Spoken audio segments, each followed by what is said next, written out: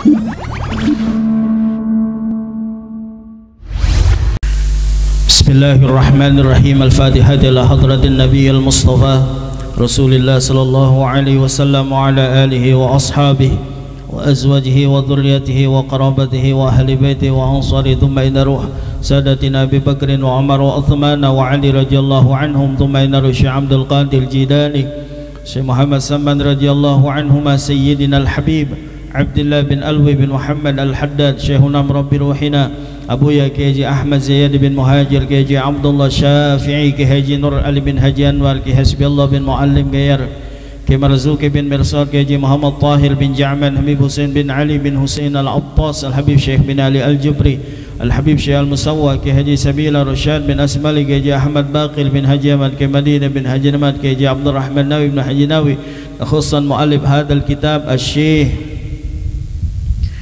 Muhammad Al-Syekh Al-Imam Al-Fadil Salim bin Sumail Al-Hadrami wa Syekh Al-Fatim Hasbullah anna Allah Al-Karima yu'li darajatihim fil jannah wa yanfa'una bi asrarihim wa anwarihim wa ulumihim wa nafahatihim fid din wa dunya wal akhirah binadus siha was salama afiyah barakah fid din wa dunya wal akhirah wa daf'il bala taufiq wal hidayah wa husnul khatimah 'inda al-maut. Al-Fatihah. A'udzu billahi minasy syaithanir rajim. Bismillahirrahmanirrahim. Alhamdulillahi rabbil alamin arrahmanir rahim maliki yaumiddin iyyaka na'budu wa iyyaka nasta'in ihdinas siratal mustaqim siratal ladzina an'amta 'alaihim ghairil maghdubi 'alaihim waladdallin amin. Assalamualaikum warahmatullahi wabarakatuh. Alhamdulillah wassalatu wassalamu ala sayyidina Muhammadin al-Mustafa wa ala alihi wa ashabihi ahli sidqi wal wafa. Subhanaka la ilma lana illa ma 'allamtana innaka antal alimul hakim. Farabbi israh li sadri wa yassir li amri wahlul 'uqdatam min lisani yafqahu qawli wahdi qalbi bihaqqi sayyidina Muhammadin sallallahu alaihi wasallam. Allahumma inna nas'aluka al-futuha wal munuha wal rusukh wa salahal jasadi wal ruh wa taubatan nasuh. Allahumma salli wa sallim ala nuril anwar wa sirril asrar wa tiryaqil aghyar wa mittahi babil yasar sayyidina Muhammadin al-Mukhtar wa alihi al-athhar wa ashabihi al-akhyar adada ni'amillahi wa ifdalihi. Hadirin jamaah sekalian yang dimuliakan Allah Subhanahu wa taala, jamaah Majelis Ta'lim Nurul Qalbi, yang mudah-mudahan berkumpulnya kita dengan niat yang sama untuk menuntut ilmu. Mudah-mudahan apa yang saat ini kita tuntut mudah-mudahan senantiasa menjadi satu ilmu yang bermanfaat untuk kita semua. Amin ya rabbal alamin. Kita lanjutkan pengajian kita dan kita ulang kembali tentang masalah kalimat wal qullatani khamsu mi'ati ritlin biritli Baghdad wa qaddaruha bi khamsi qirabin min qirabil Hijazi walau waqa'a fis samni matalan aw fil ma'il qalili najasatun la yaraha al-basarul mu'tadilu aw maitatun laysa laha damun sa'ilun ka aqrabin wa wazigin wa wazagin wa lam yutaghayyirhu lam yatanajjas. Wal qullatani, dan yang disebut air dua kullah itu adalah khamsu mi'ati ritlin, yaitu seukuran 500 ritlin. Ritlin di sini artinya 500 kati. Ya, biritlin Baghdad, dengan katian Baghdad. Wa qaddaruha, dan telah mengukur para ulama tentang masalah dua kullah ini adalah bi khamsi qirabin, dengan 5 girbah min khirabil Hijaz, dari girbah-girbah negara Hijaz, negara-negara Arab ya. jadi pahamnya begini aja. Kalau kita nih kebetulan tinggal di sini, jadi kita memakai pendapatnya Asy-Syaikh Al-Imam Dr. Wahbah Az-Zuhaili ya. Jadi pendapatnya Dr. Wahbah Az-Zuhaili di dalam Fiqhul Islam wa Adillatuhu, bahwa yang disebut dua kullah itu isinya, airnya itu isinya ada 270 liter. Jadi kalau air itu ada 270 liter, berarti air ini yang disebut air yang suci dan mensucikan. Bisa digunakan untuk berwudu, bisa digunakan mandi janabat atau mandi junub, atau juga bisa menghilangkan hadat besar begitu. Jadi jumlahnya ada 270 liter menurut pendapatnya Dr. Syekh Wahbah Az-Zuhaili di dalam Fiqhul Islam wa Adillatuhu gitu. Kalau kita ngikutin dari kitab ini, ada 500 ritlin, 500 kati, berapa jumlahnya? Kemudian hitungannya juga hitungan Baghdad. Bahkan ulama juga mengukur ya tentang masalah dua kullah ini berapa jumlahnya. Dia mengatakan bi khamsi qirabin, ada 5 girbah. 5 girbah itu min qirabil Hijaz, daripada girbah-girbah ukuran negara Hijaz ya. Ini negara Hijaz dahulu. Jadi apa namanya, yang saat itu di negara-negara Arab itu menghitungnya begitu ya. Nah, jadi ini hitungan di zaman Nabi kita Muhammad Sallallahu Alaihi Wasallam. Nah kemudian kita pahamnya malam hari ini, berapa sih jumlahnya dua kullah itu, berapa liter? 270 liter. Pendapatnya siapa? Pendapatnya Dr. Syekh Wahbah Az-Zuhaili di dalam kitab Fiqhul Islam wa Adillatuhu gitu. Jadi ingat ya, 270 liter. Nah tinggal coba dah kita sekali-kali buktiin ya, buktiinnya bagaimana? Kita ambil literan, sekali-kali kita taruh di ember, di bak apa di mana, kita takrin aja 1 sampai 270 semana sih begitu. Jadi kita benar-benar yakin, oh ukurannya segini. Nah ketika udah jumlah 270 liter udah mencukupi, lebihin dikit gitu. Jadi batasan 270 liter, jangan sampai di bawah, tapi posisinya di atas ya. Jadi batasannya 270 liter menurut Dr. Syekh Wahbah Az-Zuhaili di dalam Fiqhul Islam wa Adillatuhu. Nah walau waqa'a fis samni matalan, seandainya nih umpama air tersebut kejatuhan minyak ya, as-samni ini minyak samin ya, ke dalam samin. Jadi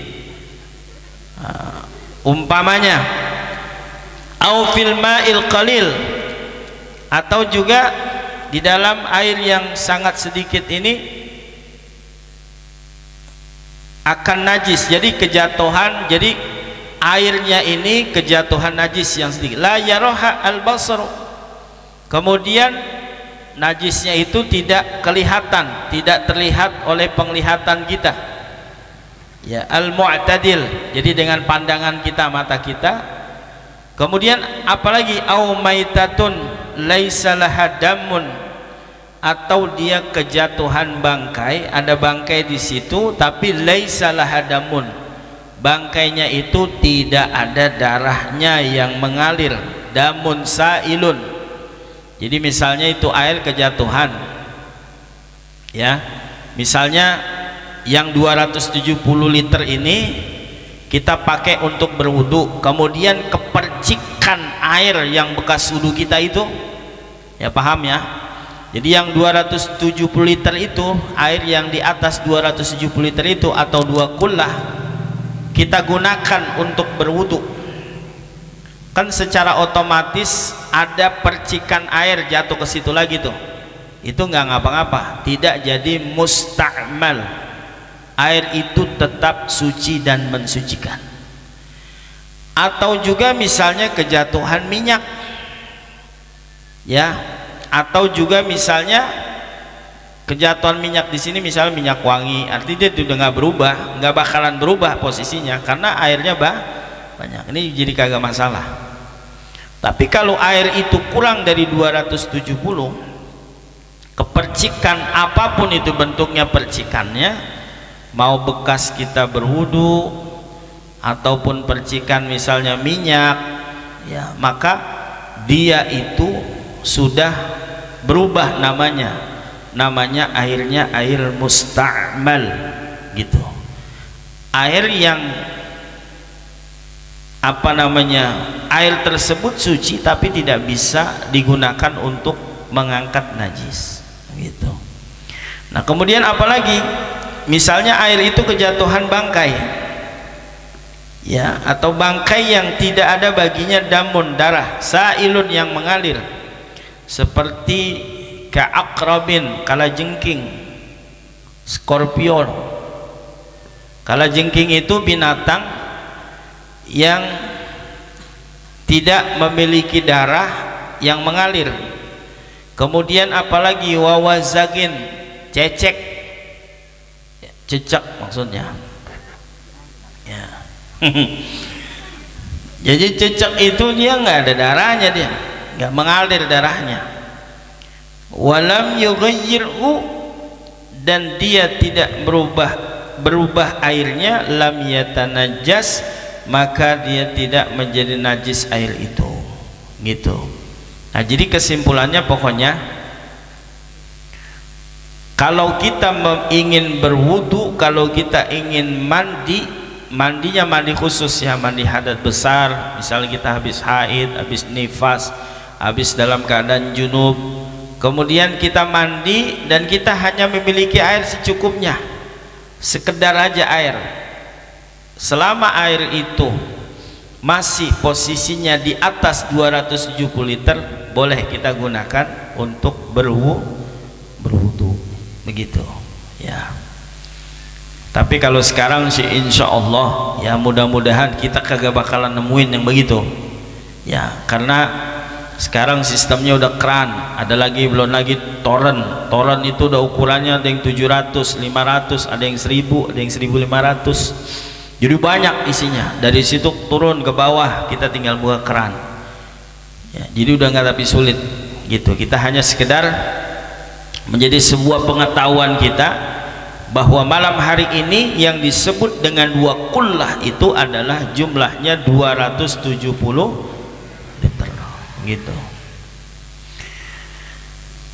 Faslun, ini satu fasal, wa yahillu isti'malu jami'il mawa'in at-tahirati min kulli jinsin illa mawa'in adh-dhahabi wal fiddah, fayahrumu isti'maluha bighairi daruratin wa yahrumu isti'malul matli bidhahabin aw fiddatin in kathura tilauhu wa tahsulu minhu syai'un bi'ardihi 'alan nar. Kemudian masuk kepada fasal berikutnya adalah wa yahillu, dan diperbolehkan, halal ya, diperbolehkan isti'malu jami'il mawa'in, memakai semua bejana tempat ya, bejana tempat ya, pokoknya yang bentuk tempat, piring, gelas ya, panci, kuali ya, semua bejana disebutnya al-mawa'in, bejana. Kemudian at-tahirati, yang suci, min kulli jinsin, daripada setiap jenisnya, illa mawa'inad dhahab, kecuali bejana itu terbuat dari emas. Misalnya kalian nih di rumah punya gelasnya dari emas, kalian gunakan untuk minum, haram hukumnya gitu. Jadi baik laki maupun perempuan. Misalnya kita mau masak di rumah, masak indomie, pancinya dari emas, bukan main bukan itu. Atau juga perak, ya jadi perak. Nah, kita beruntung orang Indonesia bisa ngomong pe, kalau nggak bisa berak, ini perak. Jadi wal fiddah min dahab illa mawa'ina dahab, kecuali bejana-bejana itu terbuatnya dari emas, wal fiddah, dan juga perak. Jadi semua tempat ya yang ada di rumah kita itu salah satunya misalnya ada emasnya, ya kemudian kita gunakan untuk minum, piring kita gunakan untuk makan dan lain sebagainya. Ya bahkan kalau kita sholat tuh di Masjid Kuba emas itu sebenarnya ada beberapa pendapat.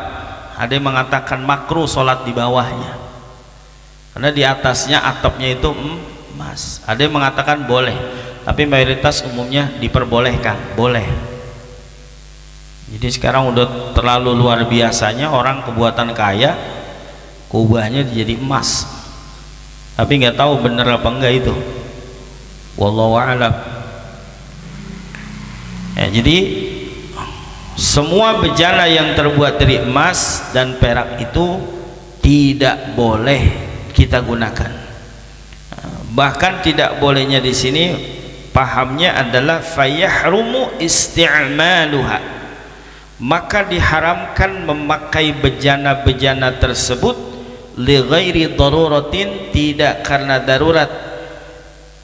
Jadi darurat, ya misalnya daruratnya bagaimana, udah kagak ada tempat lagi ya, tapi nggak mungkin sih ya kita menemukan gitu ya. Jadi sekaya-kayanya orang ya, kalau udah make tempat yang terbuat dari emas ya, ini saban harinya ya dia berbuat haram gitu, piring, gelas dan lain sebagainya.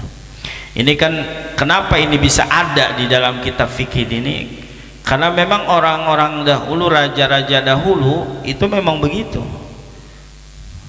Karena dulu memang syariatnya belum ada bahwa apabila seseorang memakai tempat bejana yang terbuat dari emas atau perak ya, belum seperti yang disyariatkan oleh Nabi kita Muhammad sallallahu alaihi wasallam. Raja-raja dahulu makanya emas semua gitu. Wa yahrumu isti'malul matliyi bidhahabin aw fiddatin, dan juga haram memakai yang disadur dengan emas aw fiddatin, atau juga disadur dengan perak, jadi campur, jadi campuran. Nah, akan tetapi ingkatura tilauhu, jikalau banyak sadurannya, misalnya kayak misal kita pakai cincin dilapis dengan perak ya, peraknya cuma sekedar tipis, cuma ada doang, itu mah nggak apa-apa ya. Tapi kalau misalnya udah berbicara emas, nah ini tidak boleh, haram, karena emas itu khusus kepada perempuan. Nah ini kan kita berbicaranya bejana, gelas, piring, mangkok ya, panci, apapun bentuknya bejana yang ada di rumah kita.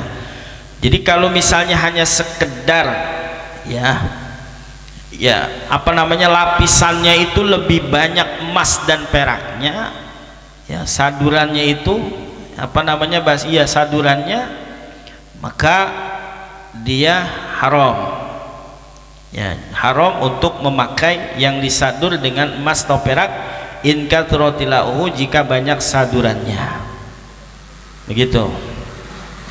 Wa tahsulu minhu syai'un, dan hasil daripada suatu itu bi'ardihi 'alan nar, dengan sebab diletakkannya di atas api. Nah, jadi inilah yang diharamkan oleh syariat di dalam syariat Nabi kita Muhammad sallallahu alaihi wasallam. Jadi apa yang dilarang dan dianjurkan oleh Nabi tentu manfaatnya besar begitu. Jadi bukan sesuatu yang menjadi kebanggaan sebenarnya. Orang kadang-kadang makan dan minum tempatnya emas, jadi bukan jadi kebanggaan sebenarnya, itu menjadi dosa bagi yang melakukannya gitu. Jadi wa yahillu isti'malu jami'al mawa'in at-tahirati min kulli jinsin ila ma'inad dhahab wal fiddah. Jadi semua tempat boleh kita pakai kecuali tempatnya itu, bejananya itu adalah terbuat dari emas atau perak. Jikalau lapisannya itu, sadurannya itu, campurannya itu lebih banyak emas dan perak gitu. Kalau kayak kita nih, misal laki-laki umumnya pakai cincin gitu. Juga ada juga yang giginya emas, giginya perak gitu. Jadi kan macam-macam ya, tapi insya Allah kita di sini nggak ada. Faslun al hayawanatu kulluha tanjisu bimautiha illal adamiyya was samaka wal jarada. Ini satu fasal menjelaskan tentang nama-nama binatang. Jadi binatang-binatang ya semuanya itu menjadi najis bimautiha dengan sebab mati, seluruh binatang. Jadi semua tanpa terkecuali, seluruh binatang pokoknya begitu mati maka dia jadi najis. Kenapa dia jadi najis? Karena kalau udah mati maka disebutnya jadi bangkai ya. Illal adamiyya, kecuali mayit atau jenazah gitu ya bahasanya, manusia ya, kecuali manusia gitu. Wassamaka, dan juga bangkai ikan. Jadi ini manusia tidak najis, ikan tidak najis. Wal jarad, balang kayu ya, belalang.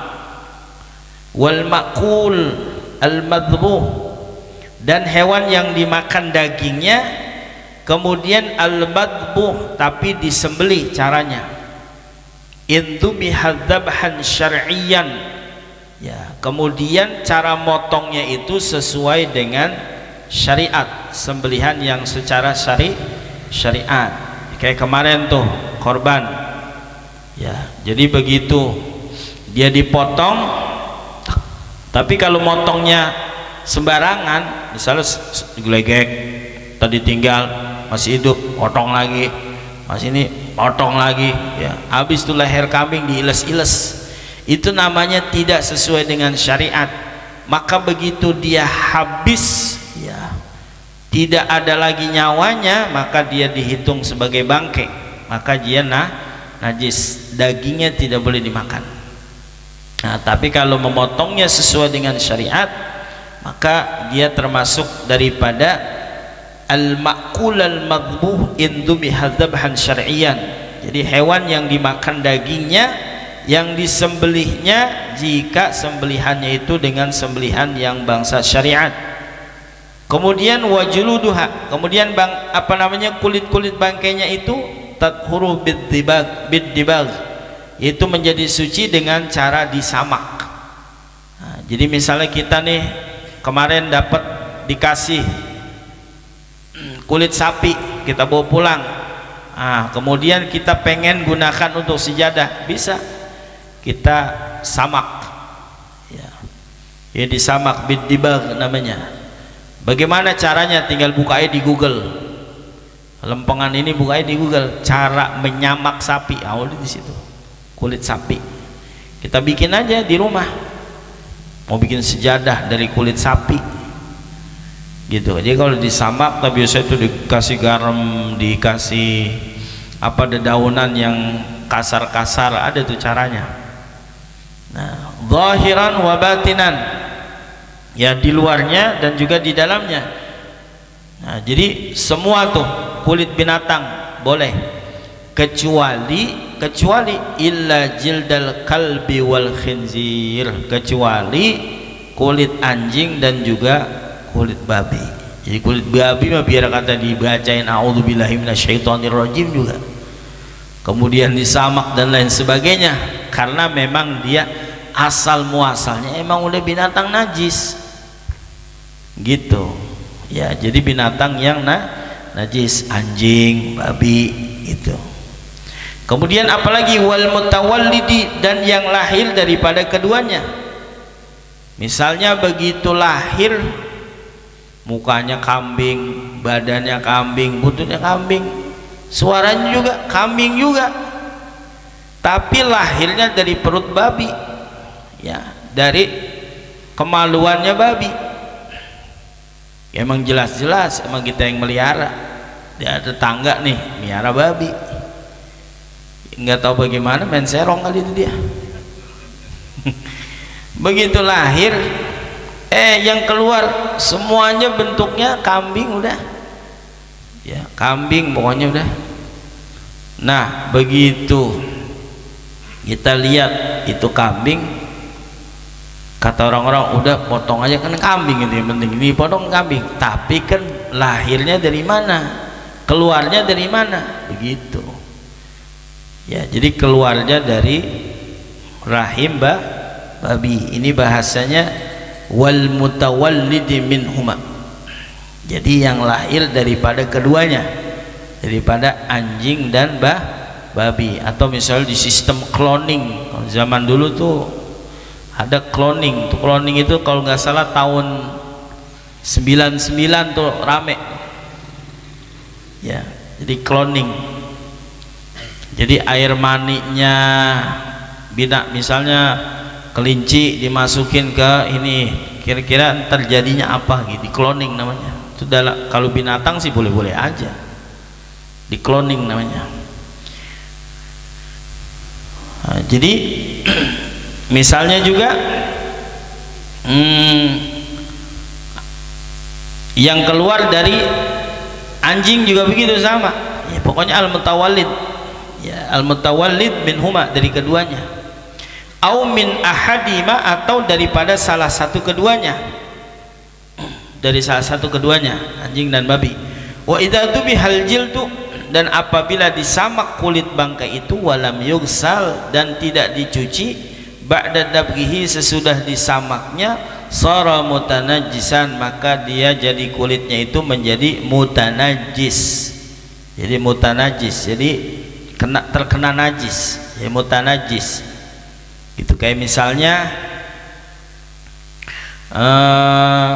kita nih nelen apa misalnya, nelen gundu apa-apa misalnya ya, nelen duit dah, begitu keluar kan asalnya dia nggak najis, tapi karena dia keluar dari pantat kita maka dia disebutnya mutanajis gitu. Jadi barang yang kena fala yahillu isti'maluhu, maka tidak halal memakai kulit yang mutanajis.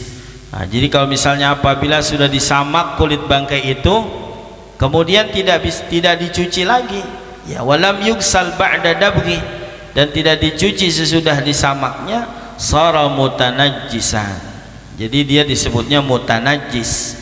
Fala yahillu isti'maluhu, maka dia tidak boleh dipakai ya, memakai kulit yang mutanajjis, ma'ar rutubah, besertai keadaan yang basah. Wala tasihhu sholatu, dan juga tidak sah salatnya. Jadi misalnya nih kulit tersebut udah rapi kita samak, kemudian itu samakan kita tidak cuci lagi gitu, maka ini tidak boleh ya, shara mutanajisan. Kenapa tidak boleh dipakai untuk misalnya alas atau untuk kita sholat misalnya buat sejadah, karena dia mutanajis gitu. Nah kemudian fala yahillu isti'malu, dan tidak halal juga untuk memakai kulit mutanajis itu kemudian dalam keadaan basah gitu, karena ada basahnya. Kayak misalnya bersentuhan dengan kita nggak tahu nih lagi nongkrong, tiba-tiba anjing lewat ya, lewat di sini, kena badan kita nih, kulit kita. Tapi kalau misalnya dia kering, kita juga kering, dia jadi masalah. Yang jadi masalah kan bangosnya itu tuh, karena basah, dicium, dijilat itu, atau salah satu basah begitu. Ini namanya kita terkena najis. Wala tasihhu sholatu ma'ahu illa ba'da ghaslih, dan tidak sah sholat memakai kulit itu kecuali sudah dicucinya. Jadi sholatnya tidak sah karena tidak memenuhi syarat. Karena syarat sahnya sholat adalah tempatnya itu adalah suci dan mensucikan atau bersih gampangnya. Kayak kita nih misalnya pakaian ya terkena darah atau kena kencing, biasanya umumnya suka kencing itu suka netes tuh ya, suka netes, kemudian kita cuek aja gitu dengan keyakinan kita bersih ini, padahal mah enggak. Apalagi yang punya penyakit kencingnya itu kagak lancar begitu, nah itu fatal itu ya. Jadi mesti hati-hati. Nah ini kan berkaitan dengan masalah begini nih, kita hanya dikenalkan oleh ulama fikih bahwasanya air ya begini. Kalau misalnya kita menemukan kayak misalnya sekarang ini sepatu ya, sepatu atau sendal ya, maaf dulu saya tuh paling seneng tuh saya pakai sepatu atau sendal itu yang Kickers, merek mahal tuh, harganya juga mahal. Begitu saya lihat ada tulisannya, bener saya diunjukin tuh sama tulisan kulit babi, ada tulisannya di situ. Sampai gini hari jadinya kurang yakin saya pakai gituan ya, kita sampai sekarang.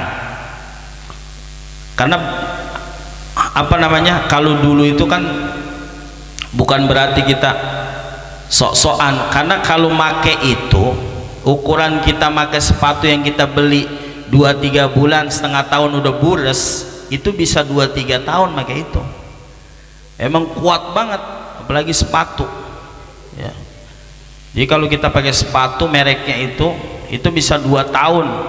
Jadi itu sepatu bisa kita kagak pakai karena lantaran hilang, itu doang. Asal selama nggak hilang udah masih pakai itu aja udah, saking awetnya itu. Nggak lama saya lagi mau beli lagi, tiba-tiba ada tulisannya kulit babi, karena sekarang dia kan diproduksi oleh Cina itu. Nah, jadi mungkin jangan-jangan begitu, jangan-jangan selama ini kita pakai Kickers itu, merek Kickers itu adalah terbuat dari kulit babi gitu ya. Kalau sekarang kan iya kok mahal. Iya, mendingan sendal jepit udah. Sekarang anduk aja mahal banget. Saya tadi beli anduk pakai 90.000 anduk, sendal jepit 80 sekian. Usulnya mahal, apalagi engkoknya. Jadi ternyata dalam hal-hal yang begitu, kalau kita kurang hati-hati ya, pakai kulit ya, sepatu kulit misalnya, wallahu alam tuh kulitnya kulit apaan, itu juga bingung juga jadinya ya. Kalau sekarang ini ya, karena memang sekarang ini lagi pada dibombardir kita umat Islam, dari sini nggak kena, dari sini nggak kena, oh ini lempengan ini. Tujuannya apa? Supaya mereka ibadat si ibadat, tapi ibadatnya tidak diterima gitu. Nah khawatir kalau misalnya itu ternyata kulitnya kulit babi, benar-benar kulit babi, itu kan kita kadang-kadang basah kaki kita. Cara menghilangkannya kan salah satunya harus dibasuh dengan tanah, biturab ya. Jadi 7 kali basuhan, salah satunya adalah dengan tanah. Kalau nggak begitu nggak bisa, hilang gitu. Nah jadi kita dikenalkan dalam syariat ini bahwa ketika umat Islam mau menghadapkan dirinya kepada Allah Subhanahu wa Ta'ala, harus memenuhi syarat dan rukunnya begitu. Jadi kalau syarat dan rukunnya ini kita tidak mengetahuinya, tidak kita mengenalkan itu semua kepada diri kita masing-masing, maka ibadat kita percuma aja begitu. Di sini makanya nanti kita akan, ini kan hanya sekedar mukaddimah nih, baru mukaddimah dikenalkan ini, dikenalkan ini. Nanti kita akan masuk kepada bagian syaratnya. Jadi kalau syarat itu berada di luar aktivitas ibadah kita, kalau rukun itu berada di dalam aktivitas ibadah kita. Jadi syarat di luar, rukun di dalam. Kalau mau sholat ngapain dulu? Mesti bersuci, berwudu gampangnya. Kemudian ngapain lagi? Pakaian, tempatnya, ngadepnya, gitu.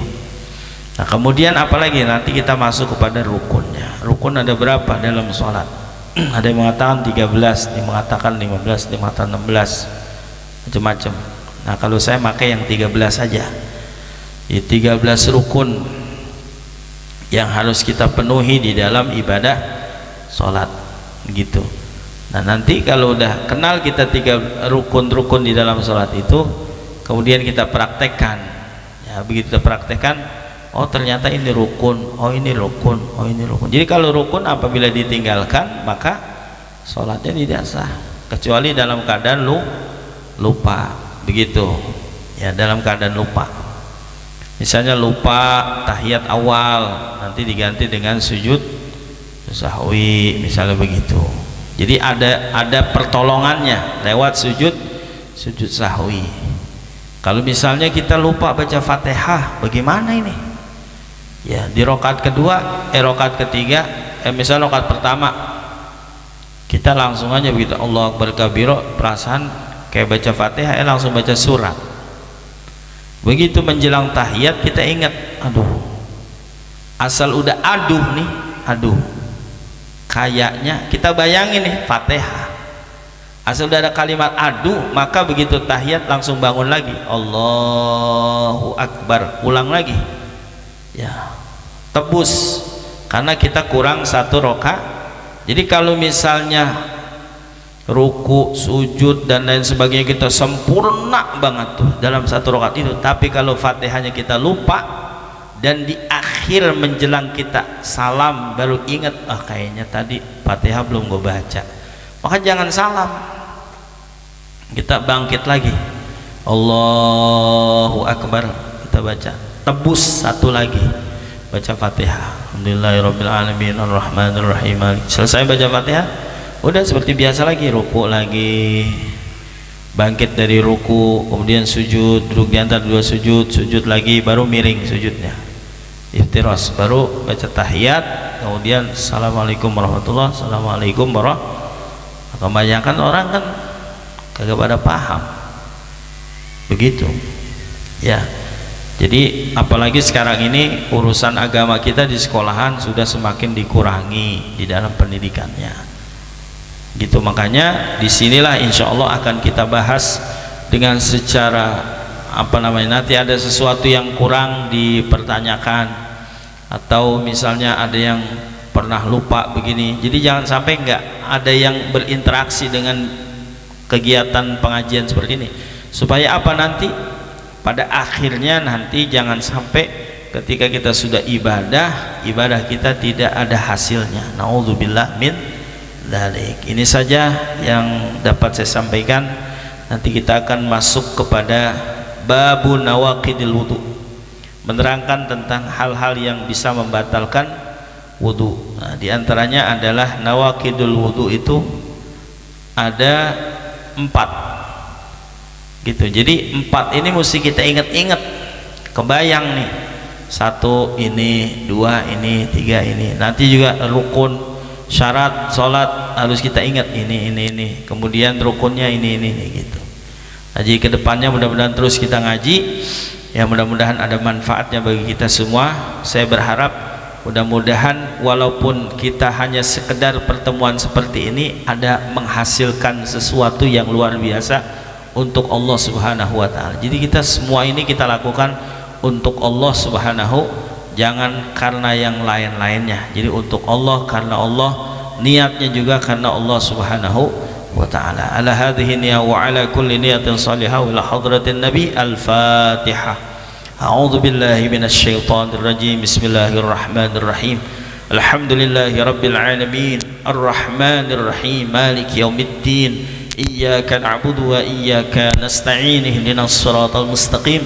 Siratal ladzina an'amta 'alaihim ghairil maghdubi 'alaihim waladdallin. Amin. Wa fani karim ya arhamar rahimin irhamna bi rahmatikal wasi'ah ya 'alim sirri wan najwa najjina wa ahlana jami'an min kulli balwa. Allahumma tawil 'amarana في طاعة الله وصحي أجسادنا ونور قلوبنا وثبت إيماننا وأحسن أخلاقنا وأعمالنا وإلى الخير كرمنا وعن الشر أبعدنا اللهم زدنا علما نافعا وعملا متقبلا ورزقا حلالا طيبا كثيرا مباركا فيه برحمتك يا أرحم الراحمين وصلى الله على سيدنا محمد النبي الأمي وعلى آله وصحبه وسلم والحمد لله رب العالمين. Sekian, mohon maaf. Assalamualaikum warahmatullahi wabarakatuh.